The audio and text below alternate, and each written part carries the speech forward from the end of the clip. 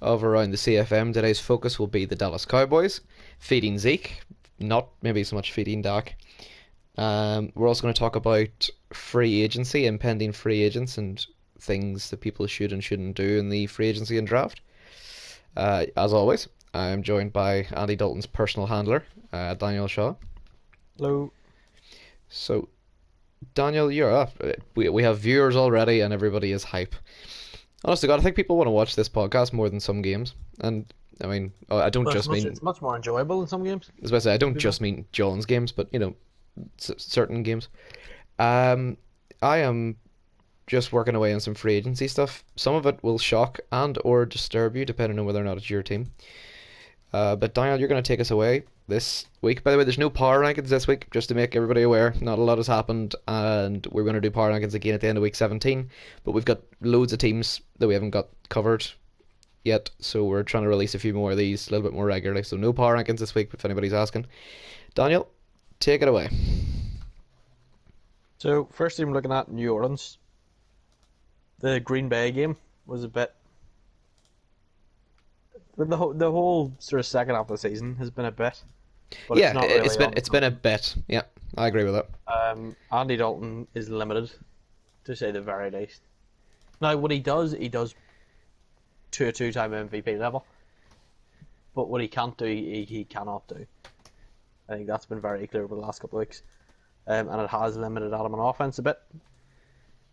We had a point last week of the come-down player of the year being Alex Anzalone, which I'm not overly buying into. I'm pretty sure Zeke won that award, that unofficial podcast award. I think it was sort of give to both. And I don't think it was overly fair on Anzalone, to be honest. I think he's been good. Now, he hasn't been the same as last year. Last year he was the blow-away defensive player of the year. This year he has been a very, very good starting linebacker. But that's not to say that that should be diminished in any way. What he has done. New Orleans have won 3 in the bounce there in their last 3. Their next 4 are Miami, which I think is a win. New England, I think he plays the NFC East, pretty much. Miami, Buffalo, New England. The AFC East? Yeah. Yeah. Miami at home, New England in Foxborough, Buffalo at home before finishing with Dallas. Obviously the big game there, I expect Adam to roll those 3 CPU teams.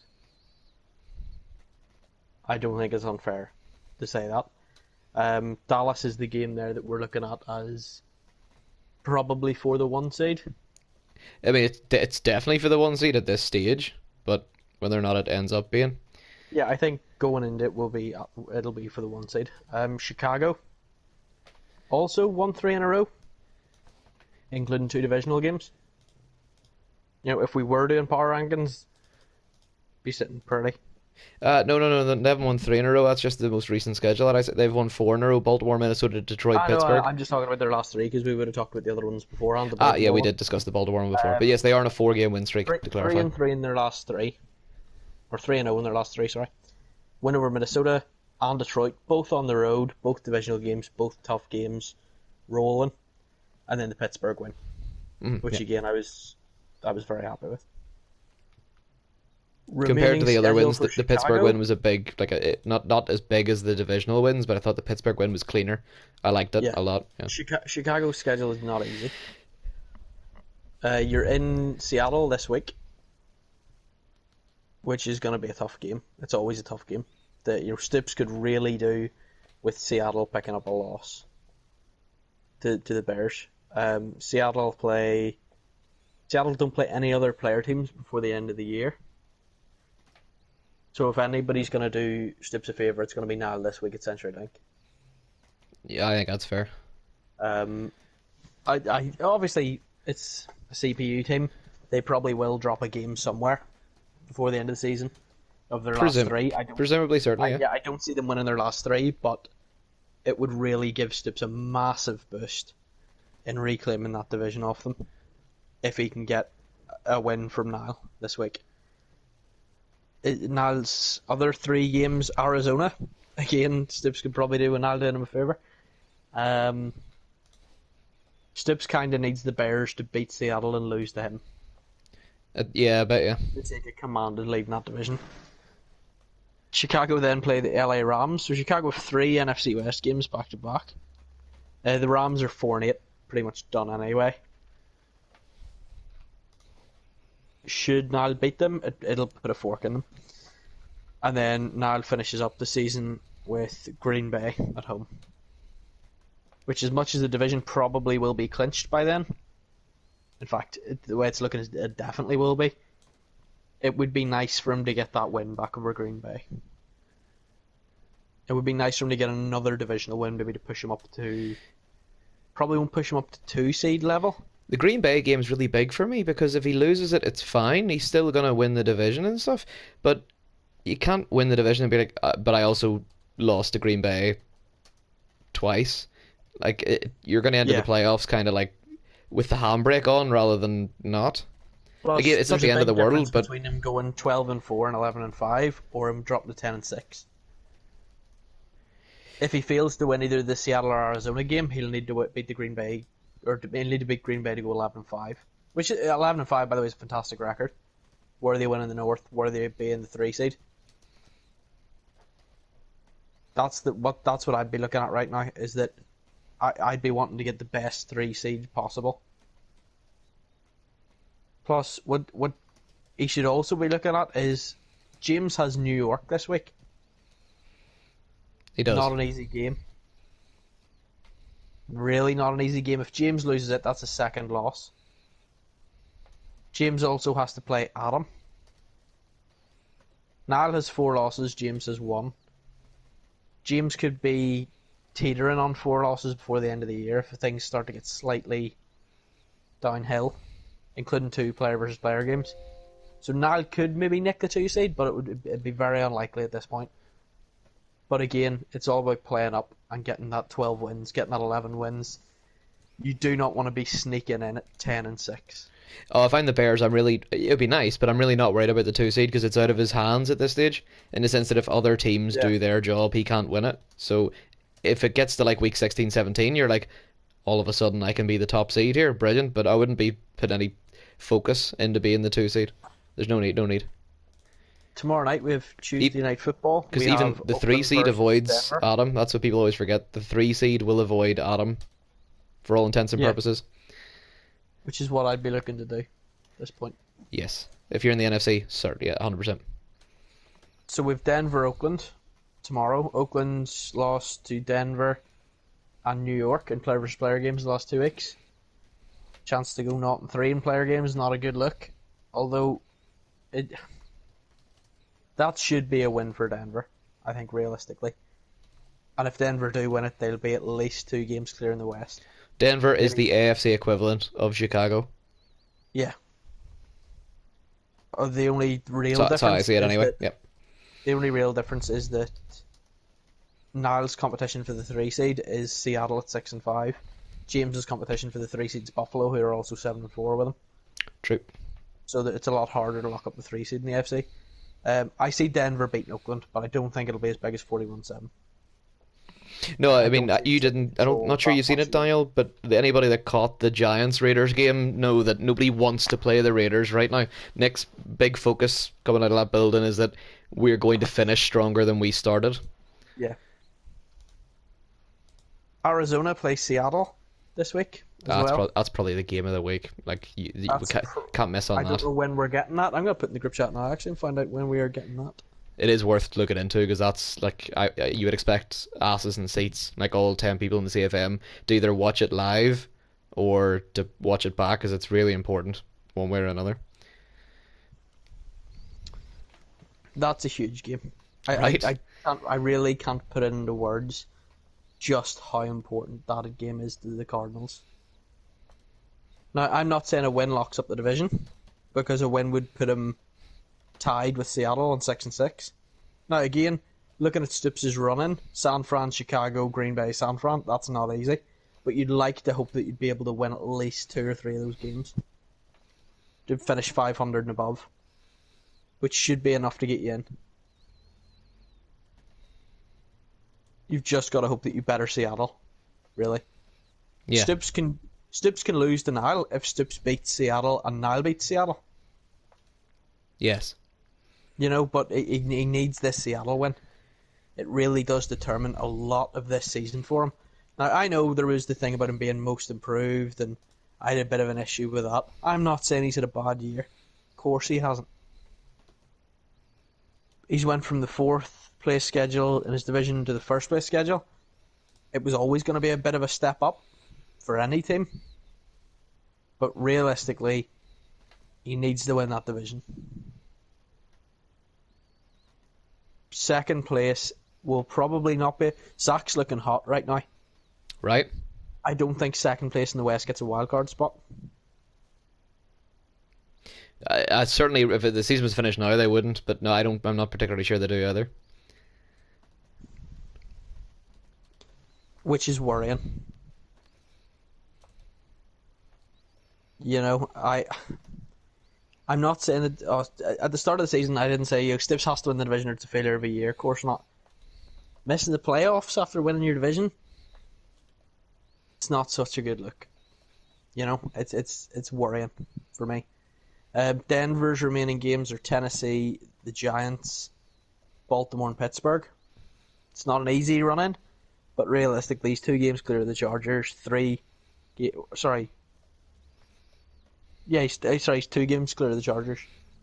If he wins against Nick, I think he could go 3 or 2.5 games clear. So his schedule, although it's tough, it's probably not going to be that demanding of what he actually needs to do to get in. The Giants' remaining schedule. Firstly, the Giants' last 3-game win streak, including a PvP win over Nick. Beat the Chiefs, who are disastrous this season. Beat Oakland and beat Carolina. In a really big game for wildcard as well. Beating Carolina, that head-to-head could be really important come the last day of the season. That could be the difference between the 5 and the 6 seed. Or if things really go downhill for Carolina, it could be the difference between the 6th and the 7th seed. The Giants' remaining schedule is Dallas and Denver, next 2 weeks at home. Then Atlanta at home, then in Washington. It's not disastrous. The Dallas game, I think James wraps up the division in that game. The Denver game will be a nice test for Zach going into playoffs. Yes. Atlanta and Washington are both just... Atlanta's 4-7. Washington's 4-8. Should be wrapping up the season with 2 wins there, taking over 500, even if the player games don't go his way. Zach could easily be 7-7, going into his last 2 and still finish 9-7 make the playoffs. Stoops could kind of do with Zach dropping games to Dallas and Denver. Oakland, it's not been great. They play Baltimore, Kansas City, the Chargers, and Cleveland. It's just not been great. They've just got to try. I mean, they should aim to beat Kansas City. Every player team has, including themselves. They should beat the Chargers to get revenge on the Chargers. City, they jump above Kansas City. They will on head-to-head. Giving Kansas City the number 1 pick. I'm not suggesting Nick would deliberately lose a game. But I'm saying I would want to be picking number 1 if I was 1-10. But you're asking Nick, if Nick was to lose to Denver and lose to Baltimore through no fault of his own, and he got to Kansas City, to weigh up the pros and cons of not winning that game. If Kansas City had a 3rd win, that's fine. You go out and win. If Kansas City have 2 wins, I like draft picks. Houston have won their last 3. Houston are going to win their next 4. Cleveland, Jacksonville, Tennessee, Indy, 3 divisional games. They're 2 games clear of Jacksonville. They are coasting to the 1 seed in the AFC. Probably coasting to the Super Bowl. Bar a mental error from John. It's been easy. Or forgetting to punt in January. Yeah, it hasn't been tough. It's not going to get any tougher until the playoffs. The only real challenge he has in the AFC is James Cameron on a good day in Denver. I would like to see John in the NFC next year. Really? I would like to see John match up with James, with Zach. It feels a wee bit like he's hiding in the AFC. It would feel much better to have John in the same conference, not division, but conference, as James, Jearls, and Niall. I think that would just be class. I would place somewhere I would really, really like to see John next year is back in Atlanta. Is there a weirder matchup than John versus Zach, by the way? I do not know how any quarter of that game would go.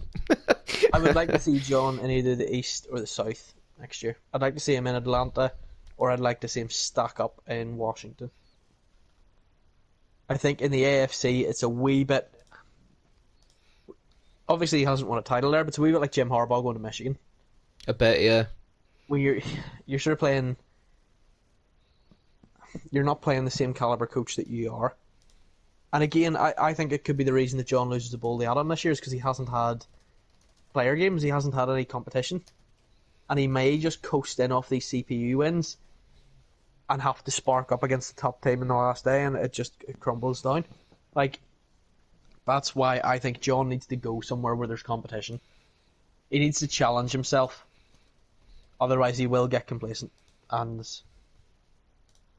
it could all come crumbling down after a 16-game CPU schedule. Like, I know I had a CPU schedule my first year in Cleveland, or in Cincinnati, sorry, and when I came up against you in the bowl, I wasn't prepared enough for it. I'd only had John. And it was in the like week regular 4 as well. Yeah, I'd gone like 10 games of CPU, and when you roll into a player team, then you're just not ready. And yeah, you can play all the head-to-heads online you want, but it's not this roster and these sliders, and it just I worry for him with a full CPU schedule that James Cameron's gonna drop out in the divisional round, and he's gonna go CPU to the bowl. I am and a then bit nervous for Adam. John that James Cameron makes an earlier than expected exit now. Yeah, and he because comes up it's against all nervous. CPU teams to the bowl, and then comes up head-to-head with Adam, who will have had to go through James and John and Niall. Or I had James a, and Zach and Niall, in sorry. my bowl against John, I had a long CPU stretch at the end of the season. Played Houston in the title game. Got through the whole playoffs just playing, what do you call it? Just playing Yeah. CPU teams. Then I got to John and I won the game, but I did nothing for like 3/4, maybe more than 3/4 on offense. I really didn't. 2 turnovers late in the first half as well. Just wasn't Yeah. ready against player backers, player safeties.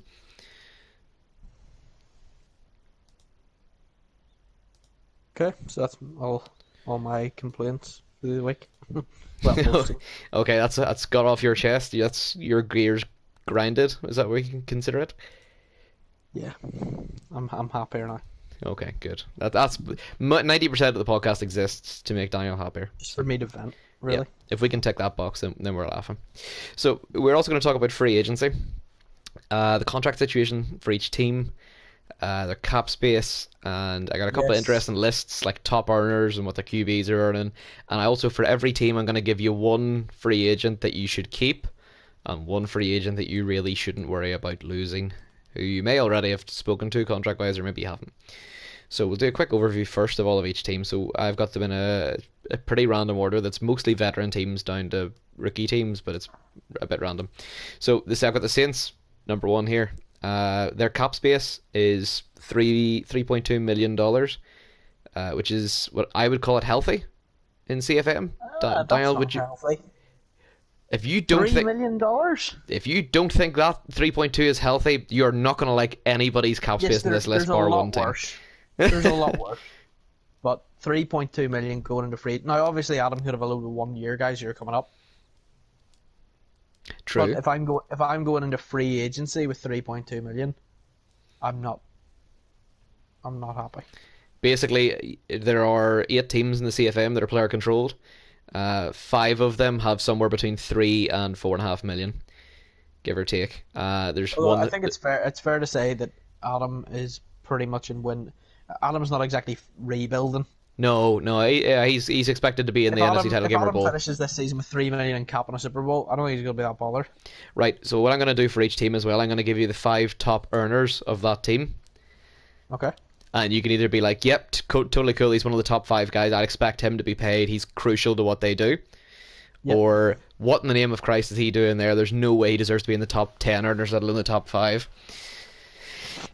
I can also tell you exactly how much they're on if you want to gawp at that. So top 5, and I want quick fire answers. Try not to think about it. So top 5 earners for the New Orleans Saints in order from 5 through 1. Okay. Marcus Williams, the free safety. Good player. Ryan Ramczyk, the right tackle. Good player. Marcus Lattimore, number one corner.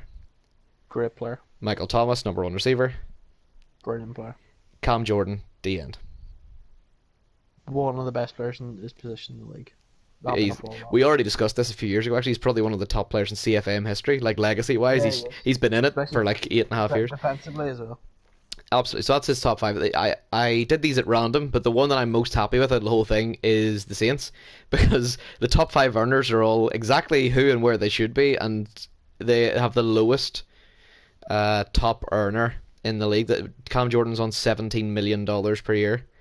That is the lowest of any team's top earner. Everybody else is earning at least 20 million plus. My point for certain teams in real life. Yeah. Adam's not paying his QB room that much, so he can afford to have stars all over the field. Oh, we'll get to the QB room, but you're right. Yep. A 17 million D end, a 12 million receiver, a 10 million corner, a couple of 5, 6, 7, 8 million linebackers, good money invested in the O-line, keep Kamara around, because he doesn't have to have a 99 overall quarterback. Okay, so now we're going to Dallas. In real life, people look at that and say Andy Dalton can be your backup, and you can draft quarterback, and you don't have to pay your quarterback. Dallas's cap space is 120,000. Christ. It's bad. Right. So here's the top five earners in reverse order, 5-3-1. So Zach Martin, the right guard. Fair enough. Byron Jones, the corner. Fair enough. Amari Cooper, the wideout. Baller. DeMarcus Lawrence, the end. Baller. And Dak Prescott, the quarterback. Yep. So you're happy enough for those as the top five earners?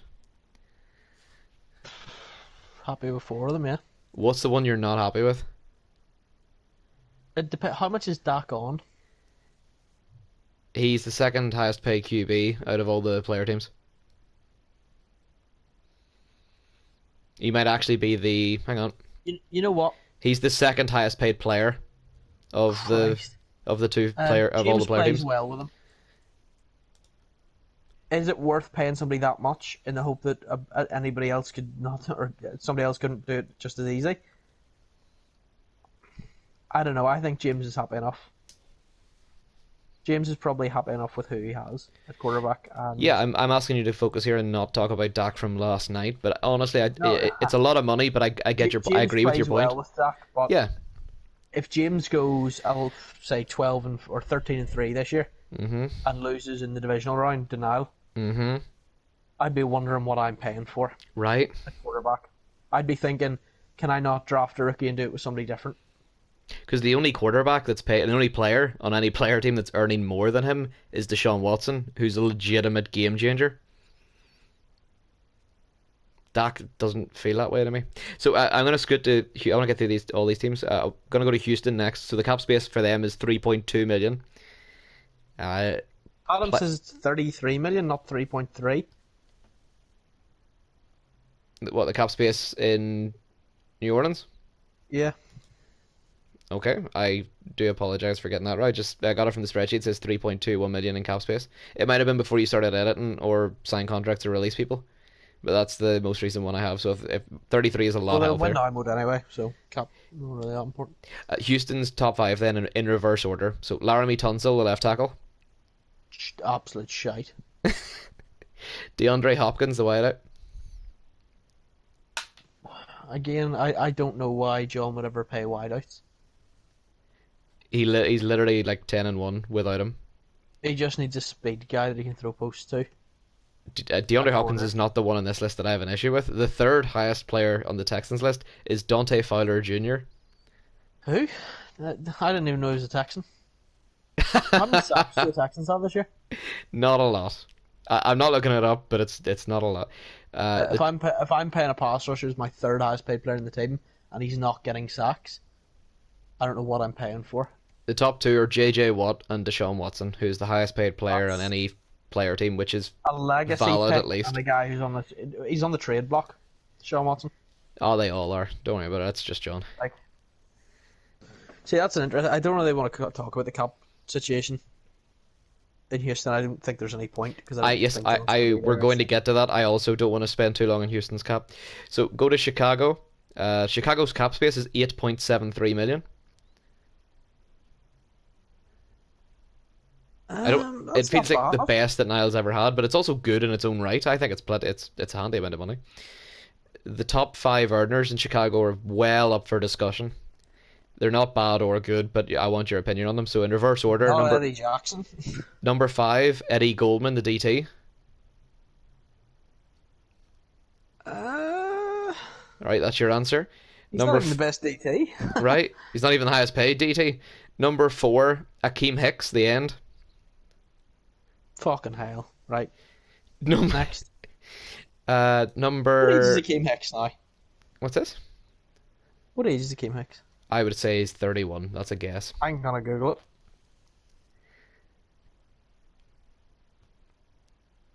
Oh, it keeps bringing up Dwayne Hicks from Alien. Doesn't matter. Yeah, he's 31. 31, He 32 is real 31. fast. I Nailed didn't it. know was there. Right, number three is Fletcher Cox. Who they acquired for cap reasons. Mm-hmm.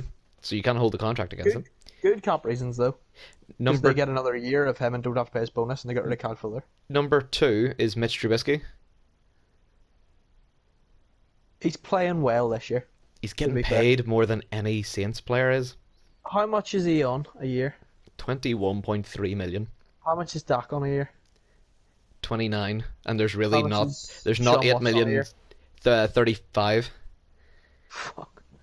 Right. Well, Mitch Trubisky. You know what? I hope is Niall listening? Do you reckon Niall's probably listening? I would Niall, wager he is. you've done them. You've done them.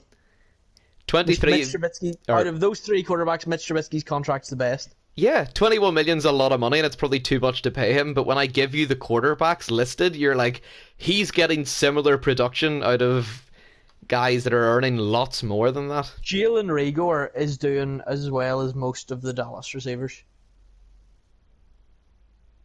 From the eye test, obviously stats wise, I reckon they'll be a lot higher.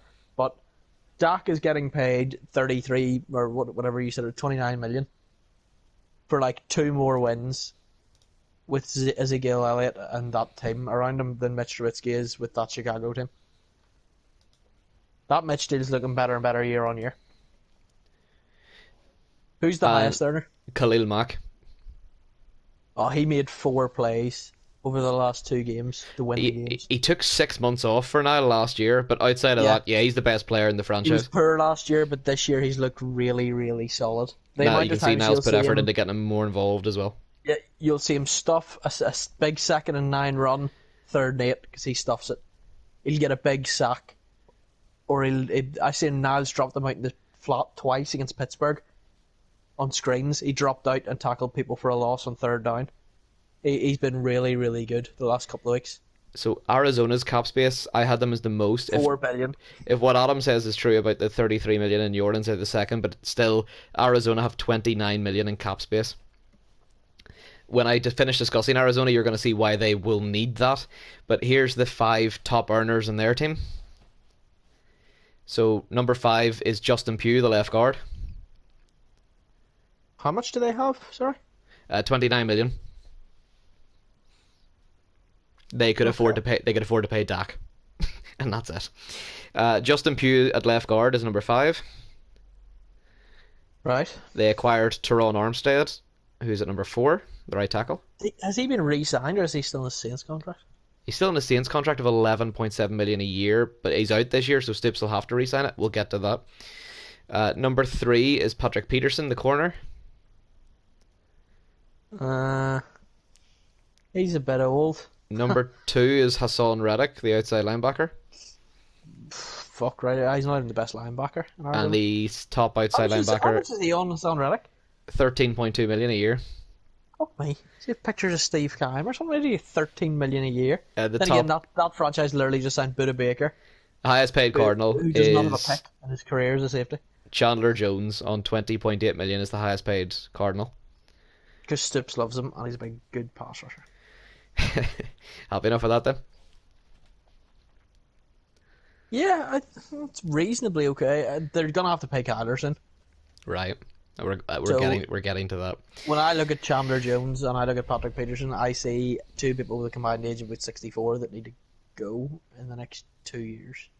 So on to Denver. Denver have about 5 million in cap space, but it's not a worry for them because they're literally jettisoning so much talent. Yes, Their they're going to top have a wee bit of not a rebuild, but a a restructure next restructure. season. Yeah, top five in reverse order: Kareem Jackson, the strong safety; Right. Jawan James, the right tackle; Okay. Chris Jones, the second best defensive tackle in pro football. Star. How long's he on for? Not sure. I don't have that. Chris Harris, the slot corner at number two, He's got to go. and Von He's Miller a is the hundred. top.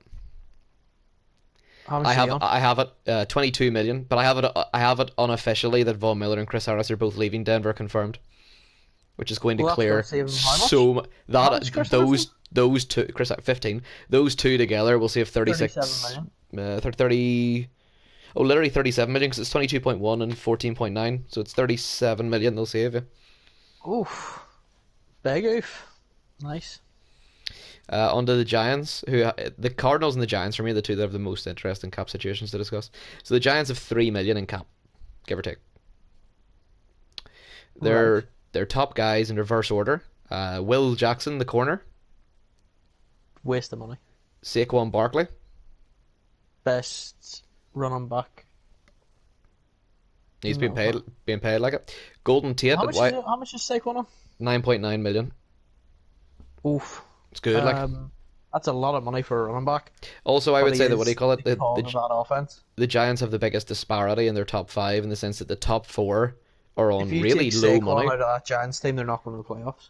Yeah, that's true. Like, But that's just a fact. second, third, fourth, and fifth, and the Giants are not earning that much, and the top guy is. So it's Will Jackson, Saquon Barkley, Golden Tate at wideout at 3, Kevin So how much is Zeitler, Golden Tate earning? 11 million a year. You thieving bastard! Get him out of town. That is for a team. One, it's a team that doesn't throw the ball that much. He is earning 4 million And less true, than DeAndre Hopkins. even if it did throw the ball that much, it wouldn't be thrown at a Golden Tate. Kevin Zeitler is at What a 2. waste! No, I'm sorry. That is a colossal waste of money. If Golden Tate's contract's up at the end of this year, I would be packing his bag for him. Kevin Zeitler's at 2, and Teddy Bridgewater is at 1. Not going to say too Kevin much more Zeitler's about. leaving this year, isn't he? He is indeed. He's out of contract. How much is he on? 12 million. They're going to be fine cap wise because they'll shift a little bit of bodies. Get him and Golden Tate out the fuck. Teddy Bridgewater is obviously has Daniel Jones in the quarterback room, and they're adding Justin Herbert, so that's going to be an interesting one. I would imagine that Teddy Bridgewater wears a different uni next year. So the Raiders won. For the sake of the New York Giants cap situation, Yeah, I would 100% be jettisoning Teddy Bridgewater out of town. The Yeah, problem 'cause is, I think Teddy Bridgewater's on for like another 3 years. yeah, they're going to have to pay him. You're going to be paying him. If they jettison him, we worked out he's on 23 million. If he plays somewhere else, they'll still be paying him 13. But 10 million is like the second biggest cap that save is that the team can have. I'm sorry, people slagged Nile off massively for the Mitch Trubisky deal. Whoever the Giants GM Mitch was Trubisky, last year Mitch needs Trubisky shot. will be earning 8 million more than Teddy Bridgewater. But Teddy Bridgewater will be earning it to play for somebody else. Yeah, you're literally paying him to play for somebody else. But he needs Yeah. moved on. I don't see a world that they No, can keep him. I would take the penalty. Well, I would never have.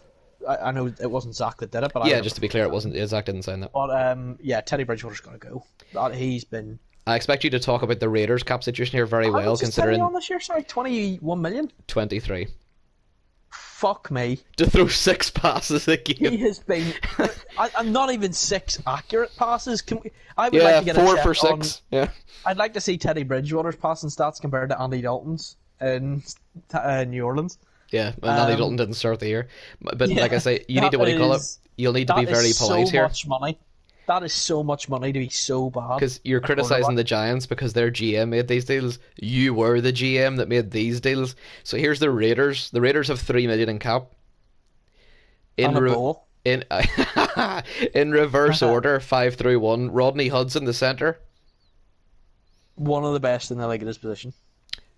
Tyrell Williams, the wideout. We didn't sign him. Yes, we didn't sign him, but he was there and we were there. I don't know why he's not in the lineup. They we acquired didn't sign the Anthony deal. Miller, but they should. Is he hurt? Because We definitely. I would never have paid Ty Williams. Not after no. acquiring fucking There's Allen only Robinson over there. there's only 2 or 3 How of much these is deals. Terrell Williams earning? Oh, 11 million. Same as goal. A How little much bit is Rodney more. Hudson earning? 11 million.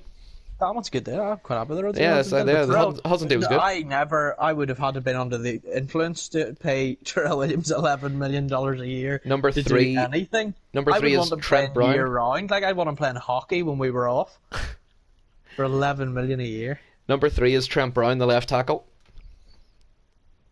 Yeah, he's a good player. To be fair, especially Number well in Madden more than in real life, but he is number two is Alan Robinson, the wideout.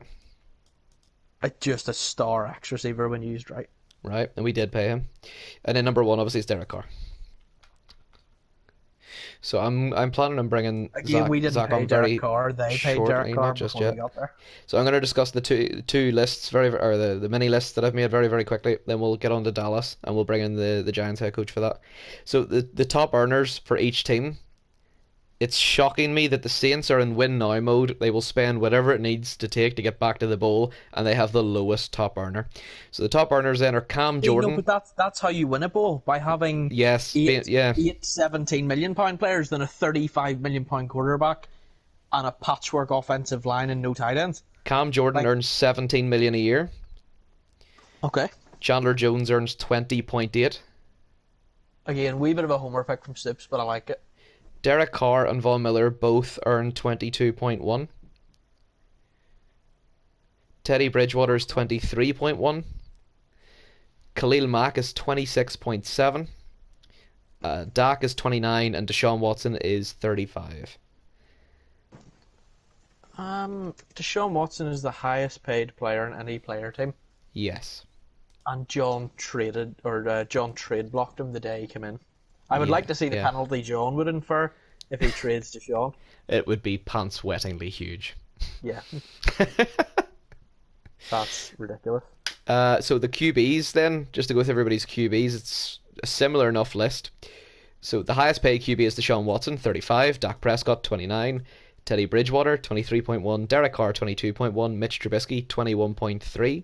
He is the fifth highest paid player quarterback, Mitch Trubisky, but he performs way better than the fifth player quarterback, so that's I good would business. like to see that again when Jordan Love and I'm getting Kyler to Murray them. That's why I discussed contract those years. five. The other three are Kyler Murray's on 9.59.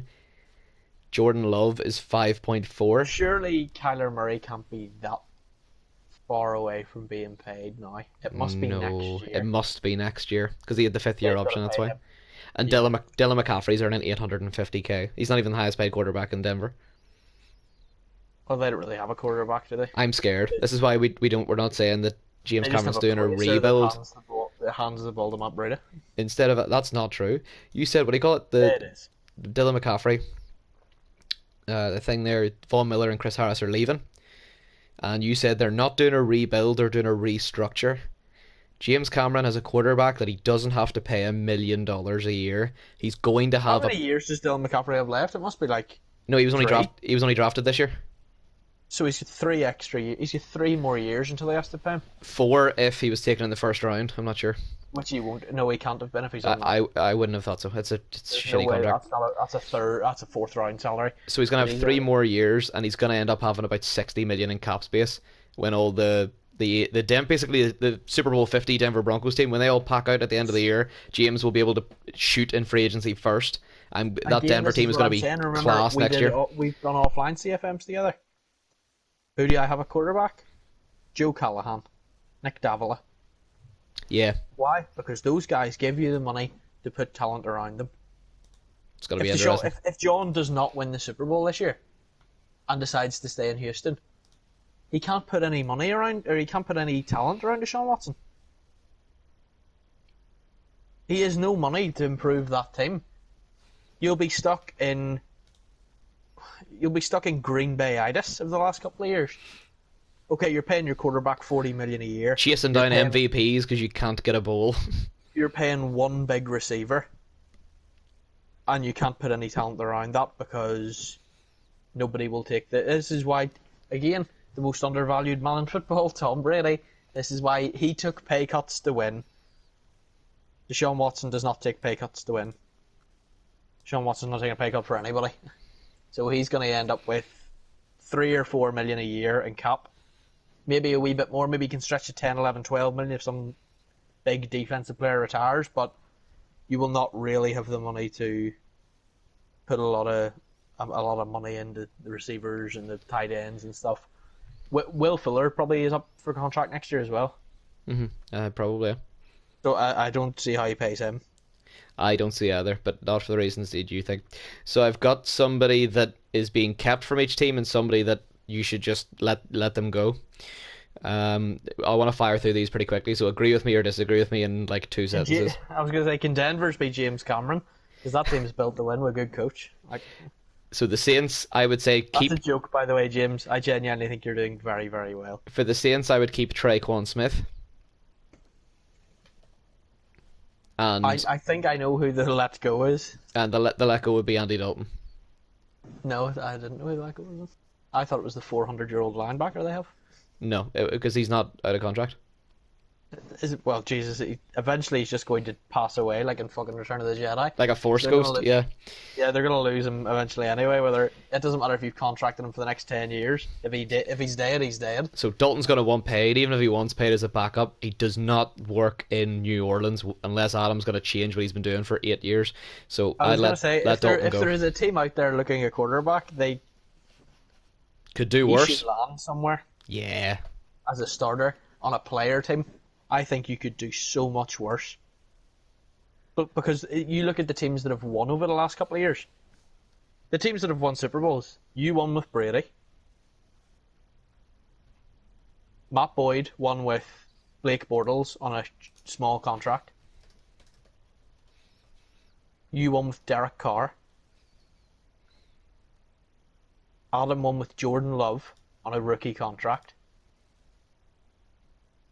Aaron Rodgers, Russell Wilson, Deshaun Watson, these big money, 40 million a year quarterbacks I mean, don't win both. not that the rookie players will expect to hear this guy's name in there, but Blake Bortles won a bowl and didn't win one after he'd been paid.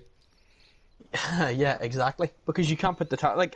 You look at Andy Dalton when I had him in Cincinnati.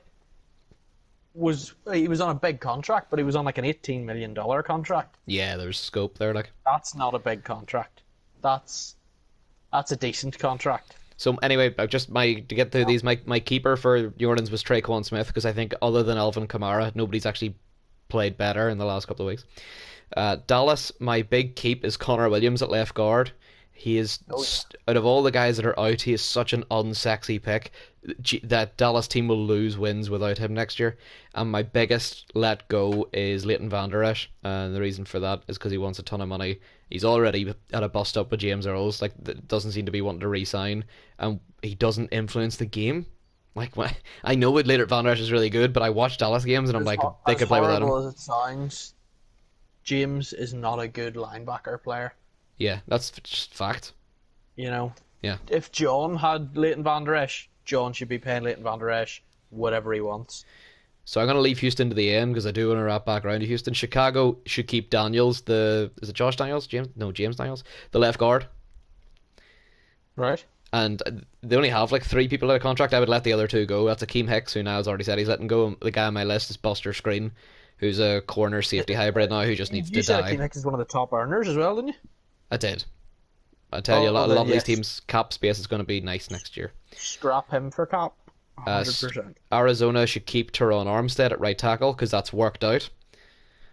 Yeah, that's worked out for both of them. And they should let Patrick Peterson go. Because I feel like he's going to make a play for Chandler Jones, who's also out. You need to let Patrick Peterson go to get that cap space. Yes, it should be like Shawn Michaels. Stipp should just get him into the office and be like, I'm sorry, I love you, and then kick him And in then the head. super kick him in the head. Yes, put him out to fucking pasture. He's a 33-year-old. 30 what? You telling me that they can't start Byron Murphy Jr. and Asante Samuel Jr. as the 2 corners next year? If you are, then you're wrong. Plus, you'll have like $90 billion in cap. Yeah, well, if he lets Patrick Peterson go, it's like another 12. Yeah. Corner, a 32-year-old corner / kick returner. Don't be the guy who pays Darrell Revis a year too long. I just one piece of advice, Tips, if you're listening or you're watching it back, I'd let Patrick Peterson go. I know you want to keep Chandler Jones. I would let him go. This year you pay Teron Armstead. Next year you pay Kyler. Everybody else is second to those guys, mate. For Denver, Denver should keep Ronald Leary at guard because if Matt Breida can't run the ball, they can't win the AFC West. And they should let my list is extensive for Denver. They should let Kareem Jackson and Chris Harris and Von Miller all go for their combined total of about 70 million in cap space. Yeah, just a quick one on Arizona. If I'm Arizona right now, I'm sitting like second in my division. I'd be having a little team meeting in Arizona right now regarding contracts, and I'd be sitting down with certain people like Patrick Peterson and Chandler Jones, thinking we're 5-6. Oh Christ, James Daniels did not want to come back for the Bears at guard. Well, I don't know what to say there. I'd be looking at Chandler Jones and Patrick Peterson, thinking you're costing me $35 million a year for 5 wins right now. You know, is it all their fault? No, but if I'm paying a player 35 million for a corner and a backer, that defense should not be allowing the points it's allowing. No, I'm not saying it's all in the defense, but it's an elderly defense now and you need replacements. You got to be winning 11, 12 games to be earning money like that in those positions. For the Giants, I would let Murray, the free safety, go because I just feel like he's a non-factor, person non grata for the Giants. A big one that I would keep for the Giants. There's not that many people out, especially if you know Kevin Zeitler's leaving. I don't think he's getting re-signed. You'll need to replace him in the draft. Keep Mike Gesicki, the tight end, integral going forwards. That 2 tight end stuff. As soon as you start getting tight ends that aren't going to catch those outbreaking routes, suddenly you need to go and get an elite quarterback. One of the best trades of the season. Yeah, I really like trades for Mike Gesicki, DK Metcalf, and Fletcher Cox. It's been a really good year for trades. Also, just a low-key trade. It hasn't really popped yet, but I like Anthony Miller to Oakland. Oakland are twice the team since he arrived. It's not all down to him. We will like it. But my point is, my keep for Oakland is Anthony Miller. Because I feel like you can keep him for less money than Terrell Williams is on. And my lose for Oakland is one of the only other guys that's actually out, Stephen Gostkowski. I just let him go to the wind. Draft a kicker in the 7th round. You cannot miss on a kicker in the draft. If you draft a kicker in the 7th round, he will be inaccurate and be meh for the first season, and then he'll catch on, and you'll start hitting field goals pretty decent. As long as you're within the kicking reticule, it's fine. But there's no reason for you to be paying a kicker more than league minimum, especially when you're got 1 win. That's... Daniel, anything else you want to wrap up there on free agency? I was going to start talking Dallas. No, not really. My whole opinion just on free agency has always been the same in this league. Mm-hmm. Stop paying people you like. Yeah. Start paying people you need. I gotta say, for just there are far on too that many point, 8 and 9 million a year contracts given out to people that, oh well, fuck, I like him and I've got him in fantasy. Right, Niall has take stopped. Win team to 10 win team. Niall has stopped paying players he likes and is starting to turn a corner. Stoops is still paying players he likes, and that's why he's stuck in 2nd gear. If Stoops wants a big bounce back and win that division clearly by 10, 11 wins next year, how many wins is Patrick Peterson getting you a year? Not enough. He's not getting you £15 million worth of wins. So let's discuss the Dallas Jearls boys. So we're joined by the New York Football Giants. Am I pronouncing that correctly? Head coach Zach Applejack. Oh, where's my soundboard intro? Do my own. Yeah, he's provided his own. That's what we want. We want people who are willing to come on here and go, fuck your soundboard, I'm going to make my own noises, get it around you. When Niall came on... when Niall came on, we did the Tool time. It was just random clapping and some noise. Very nice. Lovely to be here. Big fan of the show. I'm hoping that afterwards I get my hat and T-shirt to take away and put on my and a mug. You do get a mug as well. Great. This is so much better. It's John. Whoever signed that fucking Bridgewater contract, you can take that mug home with you. He's fucking ridiculous. It was Dave Gettleman. So before we talk Dallas Cowboys, we left out the people that we want to keep and lose for Houston. I would keep Justin Reed and I would lose JJ Watt. And the reason we left them out is so it would remind me to go to the end here. If Daniel or I... No, you can't lose JJ Watt in Houston. Yes, you can. You can't because it will fuck the Bears cap over so badly when Niall breaks the bank to sign him. It'll That's ruin why the I whole want him to hit free CFM. agency because I know I've said that Niall doesn't sign his Oh, favourites JJ Watt anymore. signed a 2-year, $138 million deal to go to Chicago to back Oh, up Khalil Mack. but come on, it tickles your balls though, right? Tell me you don't want to see JJ Watt and Khalil Mack. As much as it would like cripple the franchise and they'd never win a I bowl, don't reckon doesn't there's look like they're anything going to John win could one do that could anyway. tickle my balls. Oh, imagine if Niall gets him though. Oh, It Christ! would Like, be awful though for Niall to not win a division with JJ Watt in two different places. it would set a CFM record. There's plenty of those out. But yes, Well done, Niall, we're proud of you. if Daniel or I were to criticize John for team hopping and then just not being arsed and leaving the league, it would come down to us being salty. I don't know why we're salty. Daniel and I are both undefeated against them all the time, but that's how it would be construed. So, Zach, your opinion then, speaking on behalf of the New York Football Giants and other player teams in the league to the best of your knowledge, what's your opinion on John being on his, what is it, fourth team in 4 years? And clearly he's the only person Yeah, with he's went 10 Falcons, people hitting the Falcons, free agency. Falcons, Seahawks, Green Bay, Houston, and He has Green Bay left no over 15. intention of staying in Houston. If he does, he'll have no players. I mean, as he won though, I mean, I feel like he needs to. I'm not gonna like. I can't shake the man's success because I haven't had any. But like, it doesn't. It just doesn't make sense for him to move teams. If you ask me, like, if he wants to be the best and he wants to win a bowl, and he can, wave his dick about all he likes and pretend that he doesn't. But I know that he does. He wants to win. He's a competitor. He's good at the game. He should be winning. He should have a bowl. Now's his best opportunity, really, to get in there and prove himself. And so if he doesn't win it this year, his options, in my opinion, are stay at Houston and build a team that will win it, or retire forever. Right, that's enough about Tom Brady. Anyway, we were asking about John. I think Zach's made a very good point there, Ian. Hasn't he? John has won in. Okay, John started in Atlanta, which was a tough situation. There wasn't a lot of stars. He had a lot of cap room. There really wasn't because it was before X Factors and stuff. They had Julio Jones, really but know outside what of that, to it do. was They meh. didn't have Calvin Ridley. It was Julio and Mo Sanu, and he didn't really have a lot going for him in the run game. And he left, and he went to where? He went to Russell Wilson. And he made He a ball broke with Russell the Wilson rushing touchdown league record with Russell Wilson. and had a And passer rating of about 40. And he didn't win a ball. So he went. he to got to a bowl?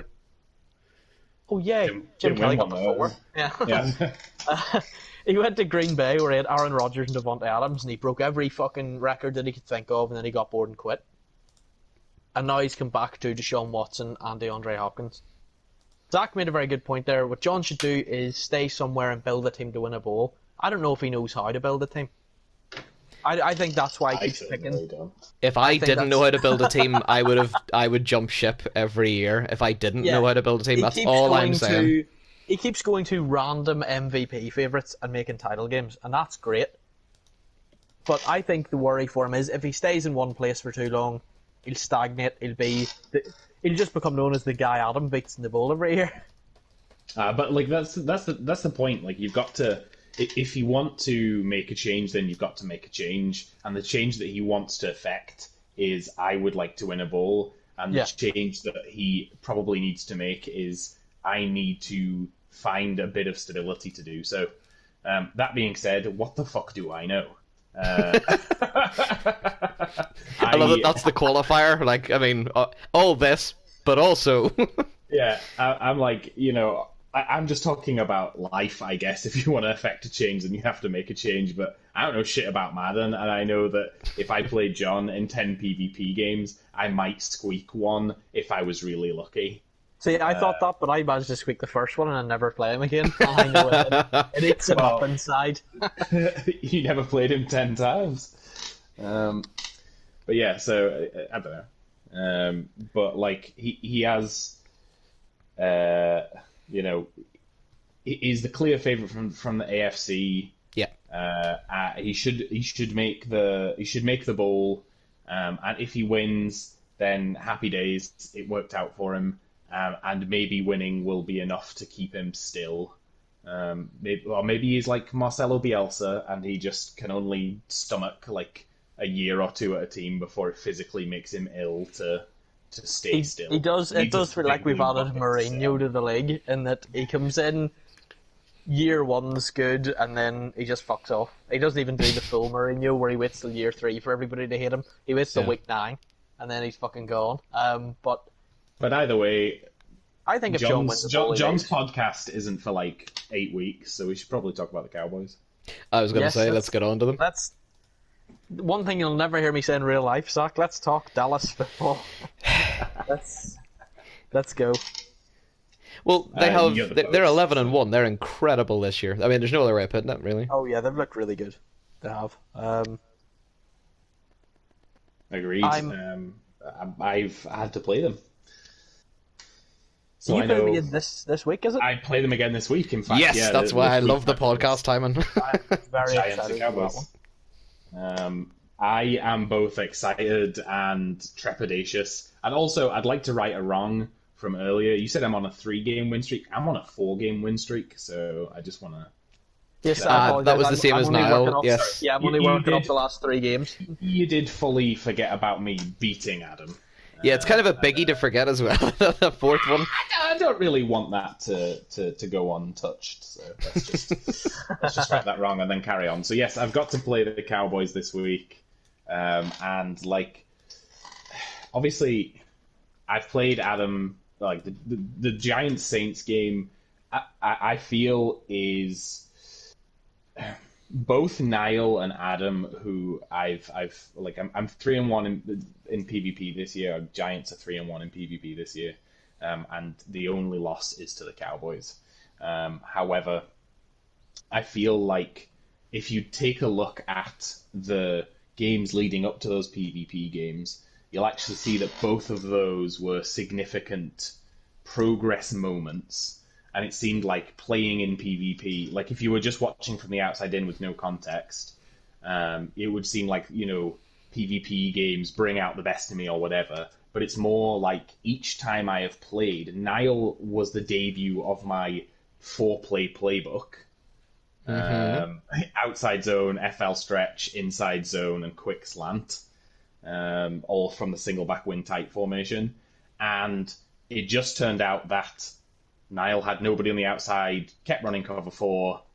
What are you going to do about it? And then the next time when I played Adam, that was effectively the full debut of now I have a larger playbook. Yes, I have a mastery of the Giants playbook. Well, no. I have seen some of it at least, as opposed to I have seen 4 plays from one formation. Yeah. But both of those situations were like effectively a player looking to like effectively only being prepared for the player that they last saw play. And that's not the same player. That was like me v Nick last week. Like I was prepared for the Nick that played against James and James. And that's not the Nick that I got. So when I play Cowboys, when Giants and Cowboys come together this week, like I am better than I was when I played him last. But I don't feel, and I say this with all respect to the Cowboys, I don't feel like there's going to be a huge, massive progress step this week that is going to surprise James. He knows what he's playing against now. He's seen me play the last couple of weeks. If he's been watching the games, he knows what's coming. And he should be prepared. Now, that being said, we now have effectively the league's 2 top rushers. Yeah. Duking out, which is going to be another one. It was Barkley Jacobs last week, and now it's Barkley Zeke. Now, Barkley has 500 more rushing yards than Zeke does, but also Zeke's QB has probably 1,500 more passing yards than mine does. So it's going to be significantly more of a contest than that last one was, which was a fucking massacre. But like that being, like the Cowboys can beat you on all fronts, and that's so annoying. If you commit to stopping Zeke, which is what I tried to do against Nick last week, I was like, Josh Jacobs will not run over me. I'm not letting it happen. Um, you know, then Nick was able to open up the pass and pulled off 280, 290 pass yards.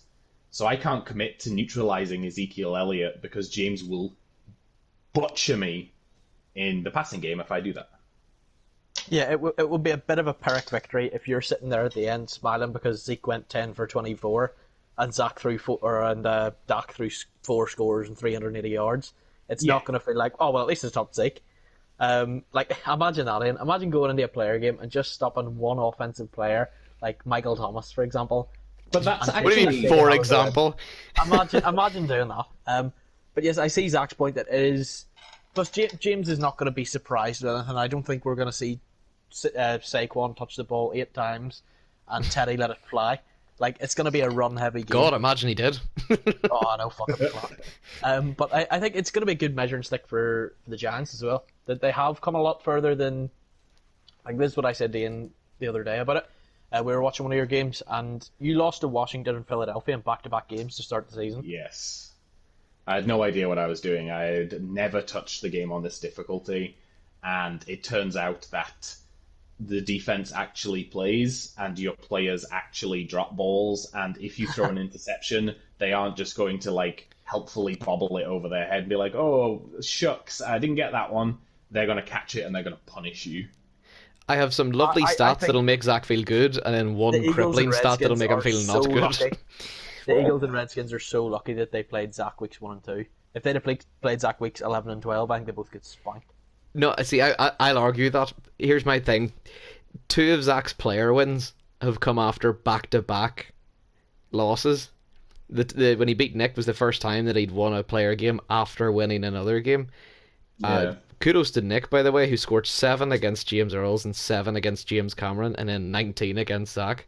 That's a bigger win for Zach than people realize, the Oakland one, because there was a point in I think Zach was 10-0 up and led a big win for throughout. Zach when he's just slept the Super Bowl team like yeah, 3 yeah. weeks before. But you know, the Oakland It game did is feel like a big win at the end of the game. the Oakland game for me feels bigger than the Saints game, and you're all going to look at me like I'm mad in the head, and I think Zach that's agrees with me actually. No, because Zach's the underdog against the Saints. He's in the Superdome. Nobody expected him to win at all, so he's a little bit more carefree in his performance. Against the Raiders, he went 10-0 up very quickly and led throughout, but Oakland continually chipped away at him in a game he was expected to win comfortably, and the fourth quarter was tense. Anybody that was watching that but game, that fourth quarter was tense. that's like beating an esports player in FIFA and then going and beating your cousin and going. Well, to be fair, I think beating my cousin was more important because I really had to focus up on that one. Like, Beating your cousin is more important. You got to see him all the time as opposed to the esports player. It's perspective. It was basically weird. Like, it was. I basically it's apples and oranges. Those 2 games. Like, the Saints game was like the Saints game. I got gifted a pick 6. From a fat finger moment from Adam. Like, Andy Dalton and fucking Tanny DeVito or whoever the fuck else he put in were both absolutely gash. I was both lucky, and also Adam was prepared to play against another player who was competent and played the game like you're supposed to at an all-pro level, and he was not expecting me to run 88 outside zones and be like, deal with it. And You know what hit I mean? them 'Cause all for 10 yards a touch each time. Yeah, I mean, he wasn't expecting to get run on for 250x yards. Like, that's not realistic in a PvP game. And so, it was just literally a shot in the dark from the outside. Whereas, playing against Nick was everybody knew what the fuck I was there to do, which is run the ball down his throat and maybe pass occasionally. And Nick was like, that's fine, handled his business. Yes, Barkley came up with 180 yards or whatever, but he handled his business. And I was more tense and stressed in the fourth quarter of the Raiders game than I was in the fourth quarter of the Saints game. But the worst game of the season was definitely the Cowboys. That was the game that I played against James Earls was the game that brought me closest to being like, do I want to be in this league? 34-3. It was bad. I honestly thought it was more when I remember that game, I remember him scoring 40 points And so like it wasn't as bad as I thought, I guess. But the scoreline is flattering to me, and only speaks to the fact that I am a competent defender.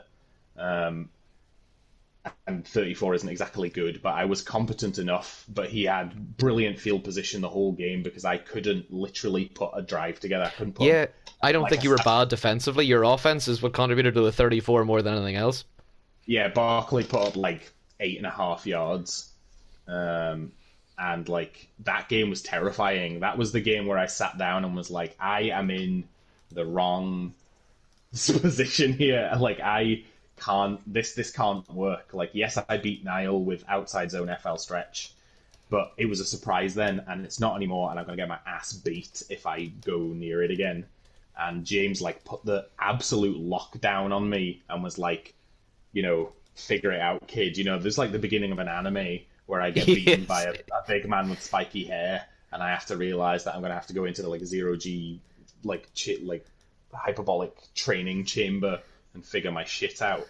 Otherwise, I'm gonna get fucking ghosted. I better go home and do a big montage, otherwise I'm not going to win the second inevitable rematch. With regards to the Giants, you're 7-5. Yeah. You would be 7-1 if you didn't have to play NFC East teams. You've lost to Washington, Philadelphia twice, and Dallas. The Chargers is your only out of division loss. So maybe not great. It doesn't bode so well for this week, but you're beating everybody outside your division, and you've more games outside your division than you have in your division. So, so that's good. So the floor's 10-6 every year. That's positive. I mean, look, the prediction at the beginning of the season for the Giants was at the time a generous 6-10. And now we're 7-5. So no matter what happens for the rest of the season, like obviously losing the next 5 on the bounce would be, like the next 4 on the bounce or whatever would be incredibly disappointing. Yeah. From the organization's perspective, but like the Cowboys are uncatchable. Realistically, yeah. The Cowboys are uncatchable. We're fighting for a wild card spot.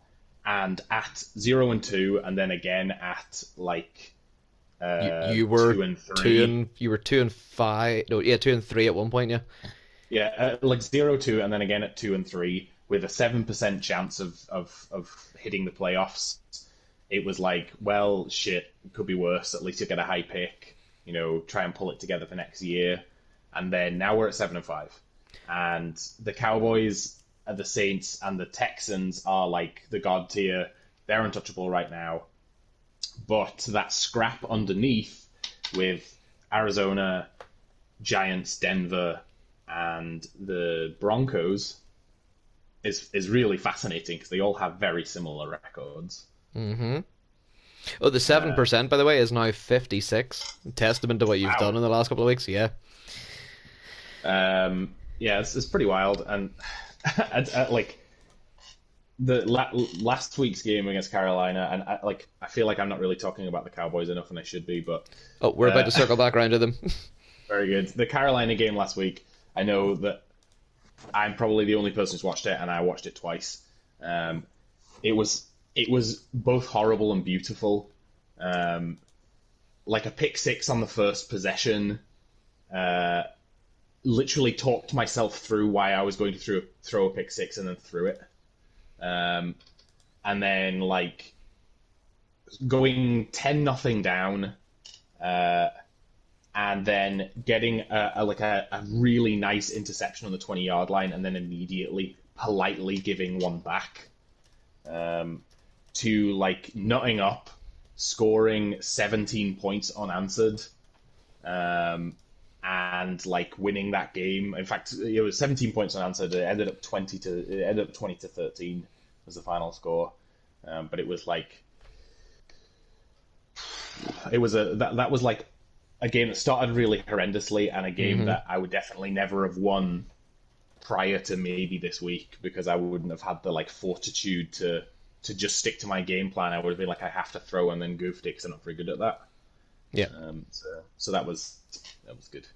Okay, so I got 5 questions for our guest. Oh, brilliant! Love these. Yeah, go. I'm enjoying these. Number 1, Teddy Bridgewater, is he gone next year? Yes. How long are you telling? He's not even getting a card. Just get Yeah. out. Fuck him. Get out Like, your look, shit. Teddy Bridgewater has had some weeks. There's going to be a 30 for 30 on the Seahawks game. Where he's like 6 for 10 and 4 touchdowns and an NFC Player of the Week. Like, how can a player who completed 6 passes be an NFC Player of the Week? Is the title of like an SB Nation like weird rules section or something? Like, you know what I mean? Like that's a performance that'll go down in history. But it wasn't because of Teddy Bridgewater. It had fuck all to do with Teddy Bridgewater. He just literally threw 6 balls. Like, I'm pretty sure that fucking whoever the Antrim Jets QB is could have probably thrown those. You know what I mean? Like, Oh, probably not. basically. Well, Yeah, do you know what I mean? it feels a lot less like Teddy Bridgewater's one Offensive Player of the Week. A lot more, Jesus, they robbed Evan Ingram of Offensive Player of the Week. Like, Yeah, exactly. Yeah, very... Teddy Bridgewater somehow has more Player of the Weeks than Saquon Barkley, and that's a fucking That is travesty. fucking And he is ridiculous, actually. That's criminal. he is going to be playing in different colours next year, without a doubt.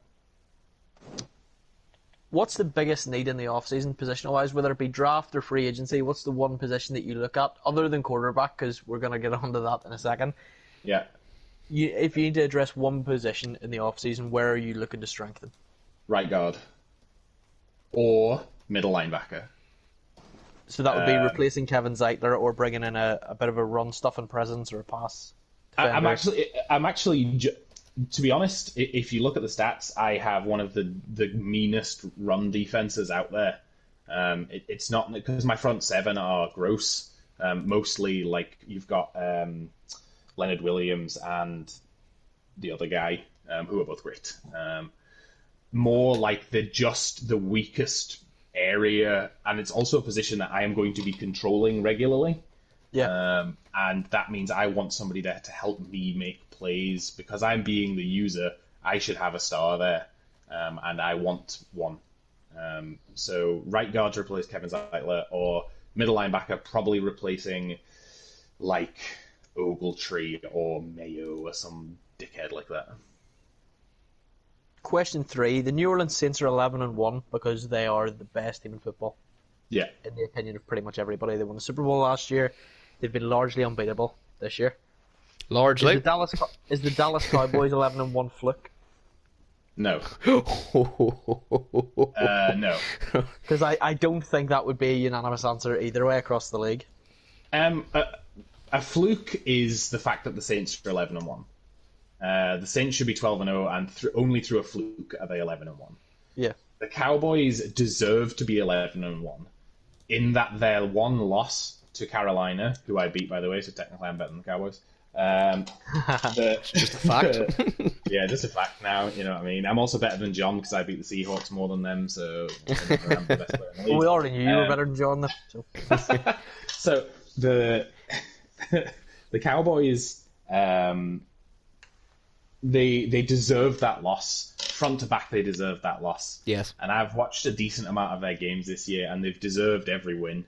So no, it's not a fluke. They are the real deal, and the fact of the matter is that the God tier was only supposed to contain 2 players, and it doesn't. I love that praise. That is, yes, there is a third team in the God tier, and it's not who I expected it to be necessarily. Okay, next question. Who's your coach of the year? Me. Is it? Yes. The love it. No, for a number of reasons, like, it has to be, like, in my opinion, it has to be, it's actually really hard. You know, if you beat James Jearls, you'll be 4-1 and have the best PvP record in the league this year. And also, I'll be the only person to have played 5 fucking PvP games with 1 left to play. With 1 remaining, yeah. Yeah, but that being said, I'm 3-1 in PvP, so at the very worst, I'm 50-50. Here are my candidates. James Earls is my number 1 candidate right now. Yes, the Cowboys are crazy stacked. That's great. Well done for picking a stacked team. But he has navigated some gross games, like that Eagles game that was close. And once again, like I said, there's a third player in the God tier that no one expected. He deserves to have his name in contention. Dr. Jazz. Don't Dr. validate him. Jazz. No, I will. But here's what I'm going to say. Dr. Jazz and Zach Appleyard have taken very similar steps this year. Yes. In that they were both shit to start with. Both started 0-2. Both, there was that period of time where we were just chasing any rookie win, and we were like excited for any rookie win. So they've had really similar trajectories in that they have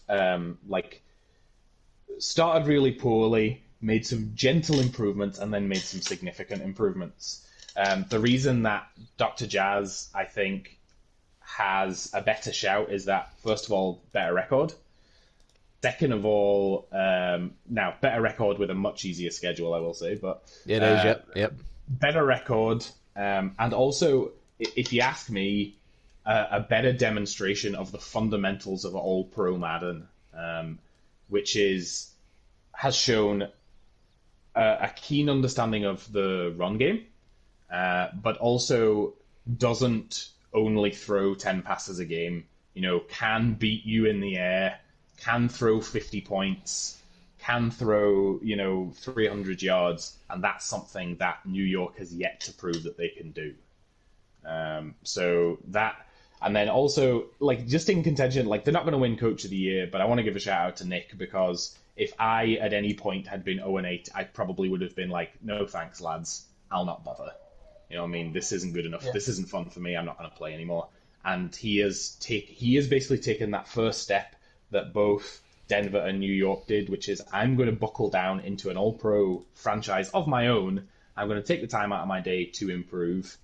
And showed it last week against the Giants, and will continue to show it against Dr. Jazz this week, and going forward. So they're not going to win Coach of the Year, but that's a fighter performance that I'm very impressed with. Yeah, I think it's fair to say the league's definitely better with Nick in it. Yeah. Okay, who scares you more, Doc or Zeke?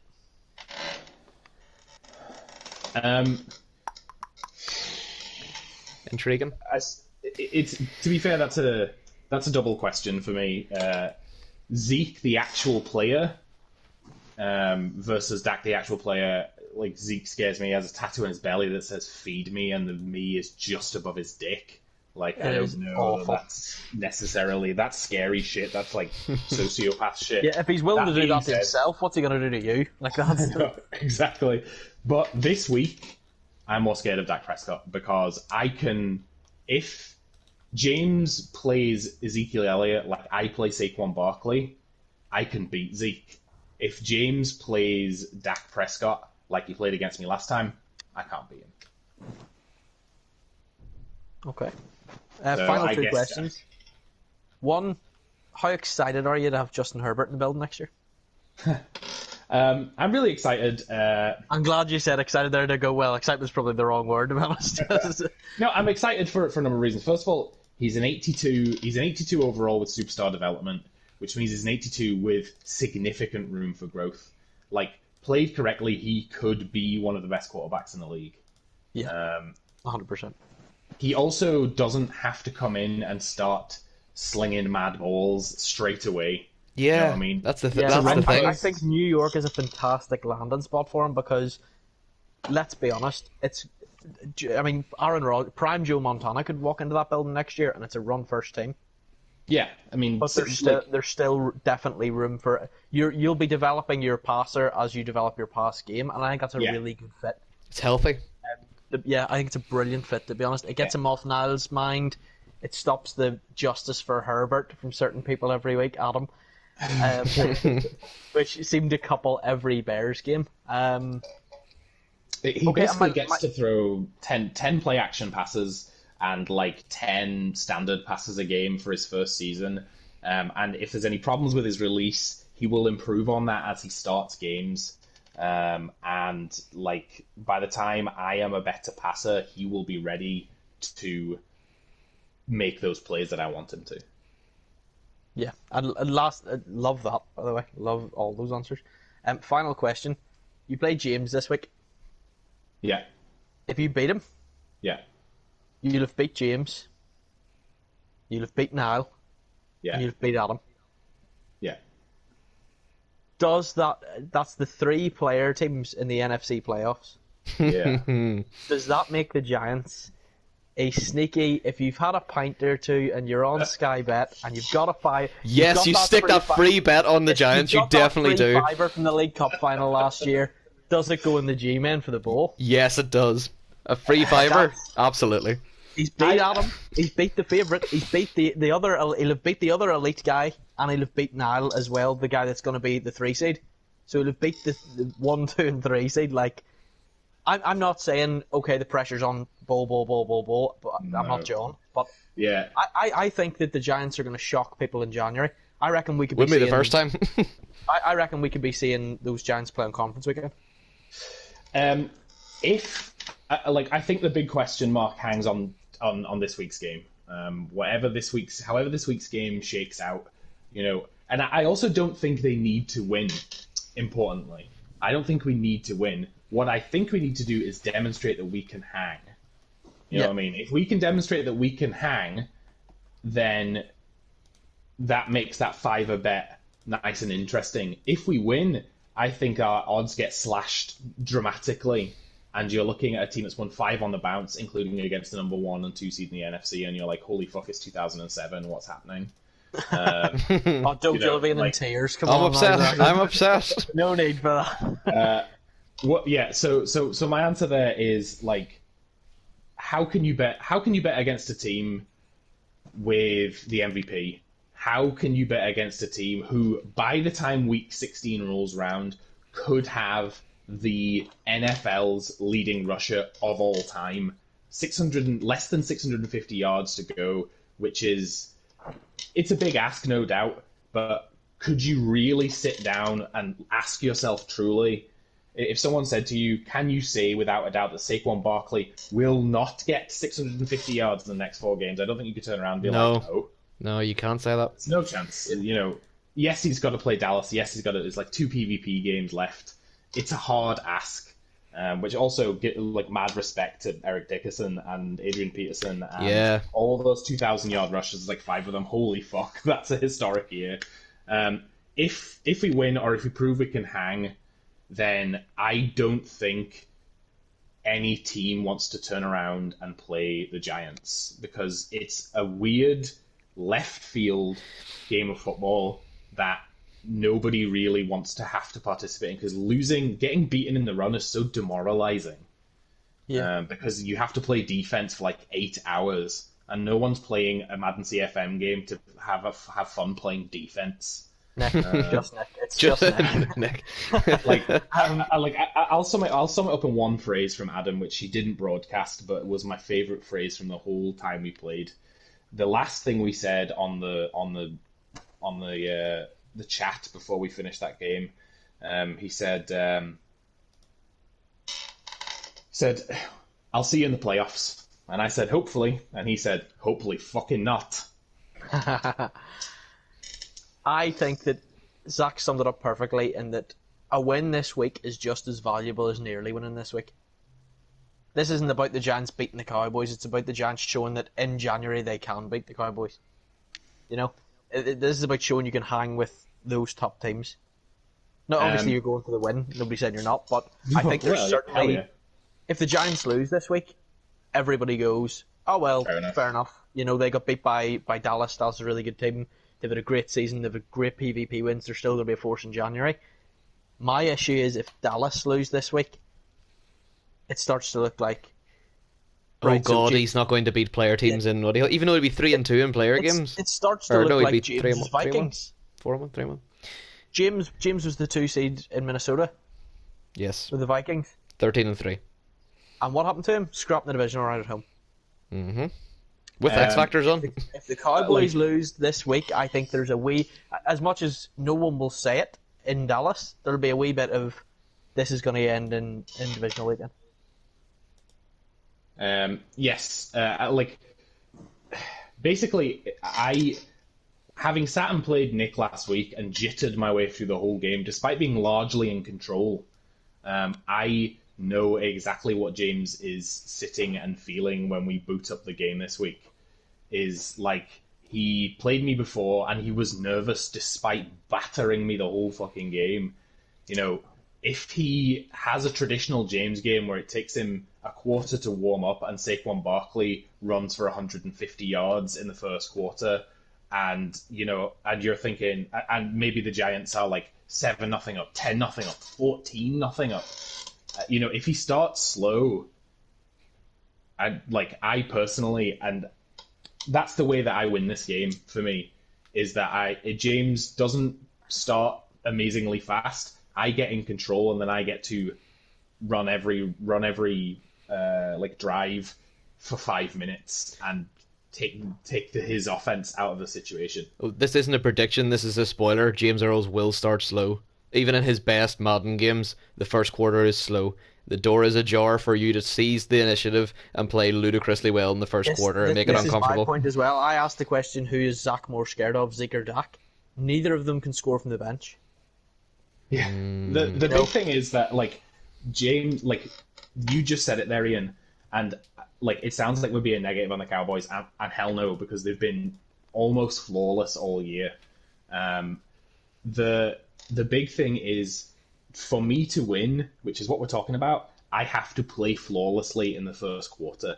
No picks, no fumbles, no stupid decisions. I need my runs to go for 4 yards minimum every time to pick up those first downs, bleed off that clock, and say, come and chase me, come get me, and force him to abandon the run game in favor of pass, and so on and so forth. Well, that's what you did. I mean, they're different players, but that's what you did to Nick, because you were 10-0 up at the end of the first, and if you hadn't been 10-0 up, I'm not 100%, and I think you're a better team and a better player, but I'm not 100% hand on heart convinced that you win the game if you're not 10-0 up. It's a 4-point game. This is a nice prove-it game for Dallas as well. I think James Earls would almost benefit from being 10-0 down at the end of the first and going on to win. To prove that he can deal with that little bit of pressure. That little bit of controversy, that little bit of pressure that, okay, the first hasn't gone James's way, and rather than people going, oh, well, fuck, that's that over then, there being that, okay, he can come back and he can still go on to win this. I think he needs that going into the playoffs. James Earls really benefits nothing. If Zach goes out and turns the ball over in the first 2 drives and James is up 14-0 at halftime, it teaches nobody's learned anything. Yeah, it doesn't teach us. All Zach knows is that a bad game is a bad game, and it doesn't teach James anything going into the playoffs. The big thing is for the neutral. This is the longest win streak in the NFL, facing the second longest win streak in the NFL. Yep, somebody's got to lose. And my last point before I have to go, because I do have to go, is that is on Nick. Nick will not tank. He never will, and he doesn't need to, because the most important thing for him is to feel good about playing the game. If he gets some wins, if he puts that together and comes out of the season 5-11, that is going to be much, much more valuable to him than coming out of this season 1-15 and picking at number 1. 1-15 would be horrible. Yeah, for anybody. Picking at number 1 is not worth the psychological element of never winning a game. True. Yeah. Just ask the Lions. Yeah. Yeah. But my predictions for this week are that the Cowboys Giants game, whenever it comes on, is going to be like a bums in seats moment, just like this week's Arizona Seattle. It's divisional. It's rivals in division, longest win streak, second longest win streak. You've got a team that's 11-1 versus a team that's a predator and has beaten other teams as good, if not better. Come and watch this game because it's going to be a good one. That's a great way to end it. So I have to go, but thank you for bringing me on. No problem. Thanks for being on. Yep. I 100% think we'll be having a good chat with you in divisional and probably conference weekend as well. Hopefully so. Well, next week's, I believe, is the Giants, so you're going to have to get James on so he can talk about the Cowboys as much as I just talked about the Giants. Yeah, we will flip it for next week. Yeah, 100%. Right, have a good one. Thank you very much for bringing me on, and enjoy your evenings, No gentlemen. problem. Thank you Take it too. easy, Thanks man. very Thank you much. for coming on. Bye bye. Okay, Daniel. So if you've got 5 minutes, I want to finish off just with the wholesome content. Yep, go ahead. It's just like six really quick fire things. Just things to make you smile. Not that Zach's send off wasn't the best way to end the episode, I think it was. The JJ Watt joining the Bears. Just saying it out loud has me smiling. Can you imagine? I would love to see it, and I Yeah, think the right. Bears would love to see it. I think Niall would love to see it. I think JJ Watt would love to see it. Do it. Pull the trigger. Number two, Justin I look Herbert forward going to to the John now Giants. re-signing JJ Watt just to annoy. Oh, he probably will. Justin Herbert going to the Giants. Good for Herbert. Gets a fresh start. Like Zach says, he doesn't have to throw a whole load of times. The system's there, built around him. He will be better than Bridgewater no matter what happens. It works for the Giants because they get a quarterback. They get to offload about 9-10 million in cap. It works for the Bears. They get rid of the negative stigma. Trubisky is the true out and out number one, and everybody gets to move on with their lives. And I would imagine that Herbert, the Giants, and the Bears all are better next year for it. Number three, David Montgomery had a 100-yard game. Then David Montgomery had another 100-yard game. This is literally the most. We're in the year is 2022 in the CFM. This is the most prolific rusher Niles had since 2016 with Lamar Miller. David Montgomery is excelling. Like, this is the hottest streak that any of his backs have been on, and he's taken over games. He scored a screen pass the other day against the Steelers to Montgomery. I'm 90% sure, and it's not going to go away anytime soon. If you look at his schedule. He's got Seattle, Arizona, LA, and Green Bay. Green Bay, he dominated the clock against them and lost before, so he needs to be a little bit more incisive in the red zone, but David Montgomery's going to be big there. You look at LA, Stoops was winning against the Rams, or was at least in a better position when his back was doing really well, and he plays Stoops himself. And you're not going to win a PvP game unless you can run the ball at least semi-effectively. David Montgomery has been good through the middle of the season. He will be great going forwards. Love that. Just all these things make me smile.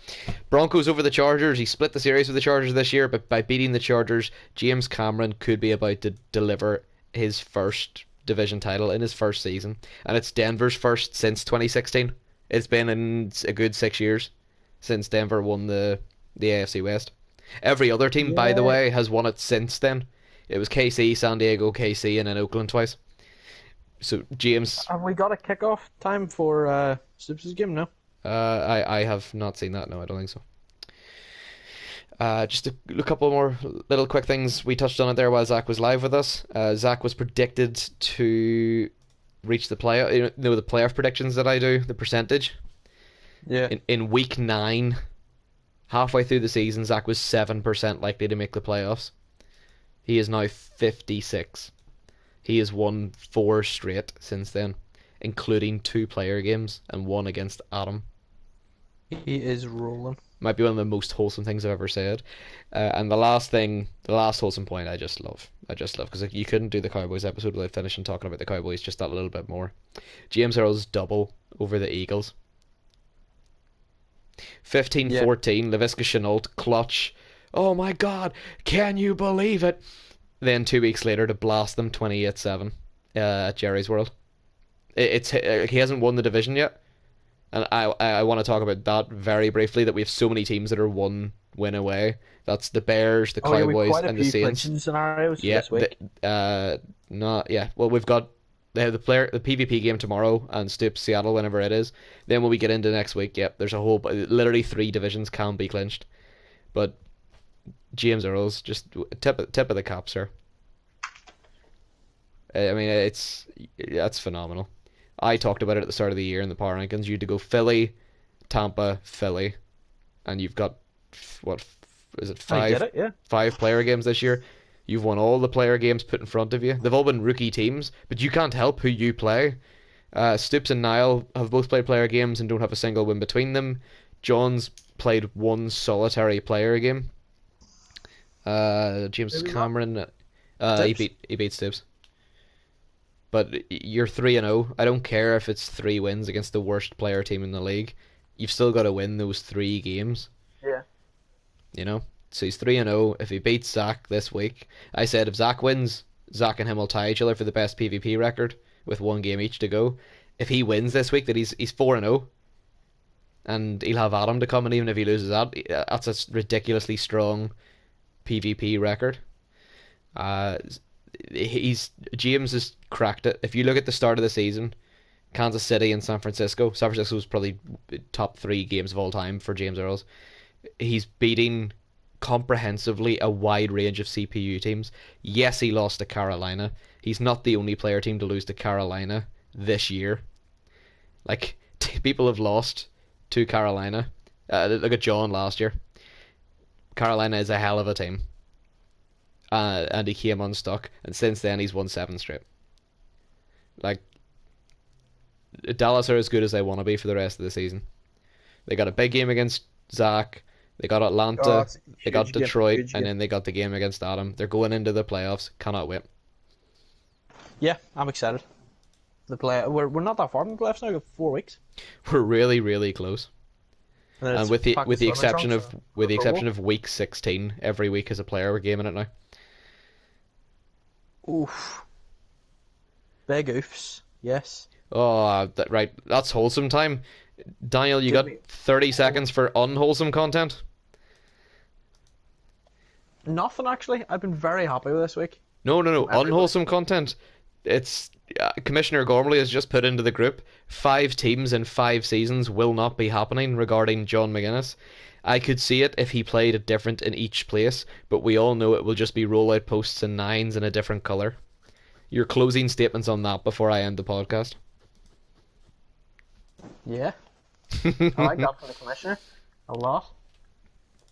There should be a little bit of, if everybody else is playing to build and one guy's playing to win. We're not It's saying that everybody has to be, what do you call it? We're not a saying that lifer at everybody one has to club. be Adam and be a lifer at one club. There's nothing right or wrong with that. But the most that any person's been to is 2 teams, with the exception of John, who's looking to move to his 5th. That's just a fact. I'm not judging. It's just a fact. It's a lot. It's a lot of teams. It's 5. There's 5 teams. There's more teams than there is in a division. Would you have let him move through 4 teams in one division and go to a 5th? No, of course not. Oh, obviously.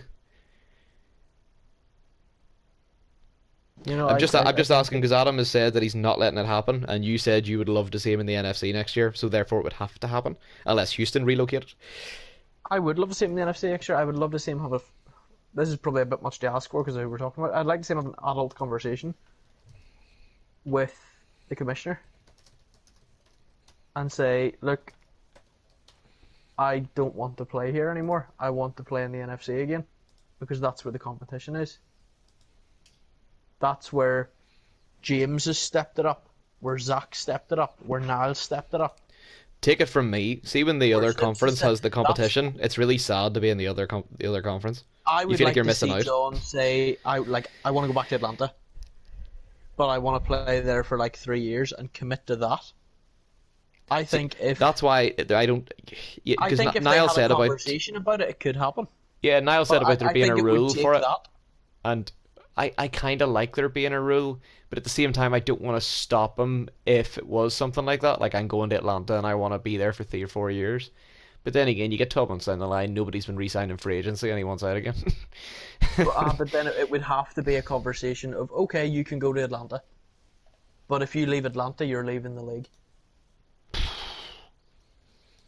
But again, that seems like a big deal. But if John really wanted to go to Atlanta, that wouldn't be a big deal because John would be like, "Yeah, that's fine. I don't care. I'm not, I'm not gonna leave Atlanta. Yeah, that's sweet." Yeah.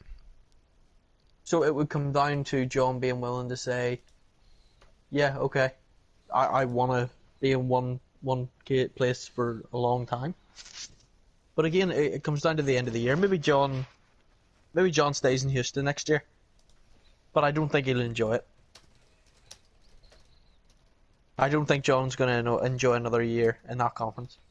I think for John to enjoy his football again, John needs to go back to the NFC. And I think for that to happen, it needs to be a conversation with the commissioner where they sit down and have an adult conversation. Like, I don't think Adam would have any problem. I think it would need to be an adult conversation on John's end of, look, yes, I want to be the head coach of the Atlanta Falcons or another team, and I want to be there for 3 years and build. Niall, if you're listening to Maybe this, that, maybe throw maybe up what maybe the you. roster etc. comes into it. Maybe Adam says, okay, you can go back to the NFC, Yeah. but it has to be with one of these lower tier teams. I'm just curious as to what Niall thinks of this in the meet chat because he's the one saying that John shouldn't move. I agree in the sense that I'm not throwing Niall under Oh, the I, bus I here. agree with I not like saying that up. he He can shouldn't go be where he allowed to wants. move. Yeah, Yeah. But I'm just curious what but he I thinks think as to I the do think if you talk sat with and the had a conversation commissioner about it, it could happen. solution. Yeah. No, because I can sort of see that there's a chance for it. But like, obviously, my gut is, yeah, let's not let him move everywhere. Yeah, 100%. But yeah, really good episode. Zach is my favorite guest by far. I thought Zach was fantastic. I don't know if he's listening to this, but thank you for coming on, Zach. It was brilliant, mate. We'll hopefully have him on again in during the playoffs. I don't see any reason why not, with the way he's playing at the minute. But yeah, thanks to everybody who listened this week. Yeah, I have a sneaking suspicion just when we get to the end of the season that Zach is going to be the best guy we have on because he's built for that. It's He's just different he's gravy. just a great guy. He's just fantastic, totally.